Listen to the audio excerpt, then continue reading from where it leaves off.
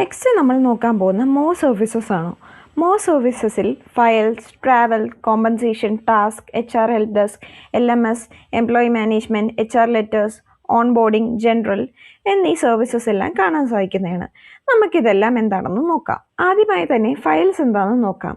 Employee documents upload ചെയ്യാനും view ചെയ്യാനുമാണ് files use ചെയ്യുന്നത്. ട്രാവൽ റിക്വസ്റ്റ് സബ്മിറ്റ് ചെയ്യാനും മാനേജ് ചെയ്യാനുമായാണ് ട്രാവൽ യൂസ് ചെയ്യുന്നത്. Compensation, salary, benefits, compensation details എന്നിവയൊക്കെ ഇവിടെ കാണാൻ സാധിക്കുന്നതാണ്. ടാസ്ക്, അസൈൻഡ് ടാസ്ക് ട്രാക്ക് ചെയ്യാനും കംപ്ലീറ്റ് ചെയ്യാനുമാണ് ഇത് യൂസ് ചെയ്യുന്നത്. HR help desk, HR related issues raise ചെയ്യാനും സപ്പോർട്ട് ചെയ്യാനും ഈ സെക്ഷൻ യൂസ് ചെയ്യുന്നതാണ്.